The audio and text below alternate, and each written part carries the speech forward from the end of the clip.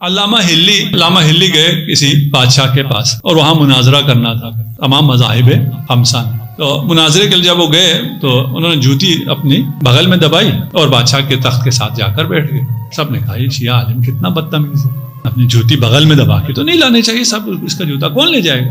انہوں نے کہا نہیں جی، مسئلہ یہ ہے کہ مجھے یہ خوف تھا کہ یہ حنفی حضرات میری جوتی چوری کر لیں گے، اس لیے کہ ان کے امام نے رسول خدا کی جوتی چوری کی تھی. ان سب نے سیخ پاؤ گے ہمارے امام نے کہاں سے چوری کی، وہ تو 150 سال بعد آیا ہے، وہ تو رسول کے زمانے میں تھا ہی نہیں کہ وہ رسول خدا کی جوتی اچھا یہ نہیں تھا، یہ امام شافعی تھا اس نے چرایا تھا، وہ بھی کھڑے ہو گئے. اچھا یہ نہیں تھا، امام مالک تھا وہ بھی کھڑے ہو گئے.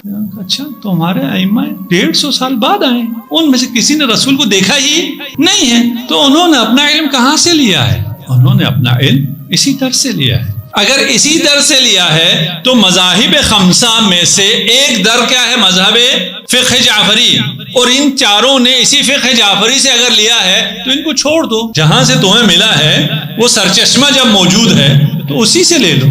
اگر یہ سرچشمہ نہیں ہے تو اس کے علاوہ تمہیں کہیں اور نہیں ملتا رسول کا علم، حدیث کا علم. تم نے تو سب جلا دیا تھا. اگر اسے سرچشمہ مانتے ہو تو پھر اسے ماننا پڑے گا.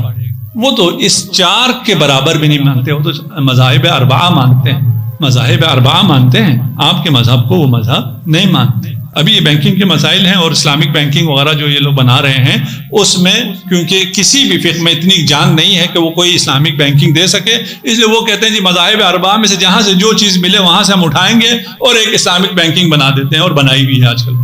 اگر یہ 4 میں سے کسی ایک سے بھی اٹھایا جا سکتا ہے تو جو اس کا اصل ہے اس سے کیوں نہیں اٹھایا جا سکتا؟ وہ کہتے ہیں جی یہ اصل میں بات یہ ہے کہ یہ فقہ جعفری ہے نہیں، یہ شیعہ رافضیوں نے ایسے ہی بنایا ہوا ہے. اور اگر یہ بات ان کی صحیح ہو تو پھر ان کی بات صحیح.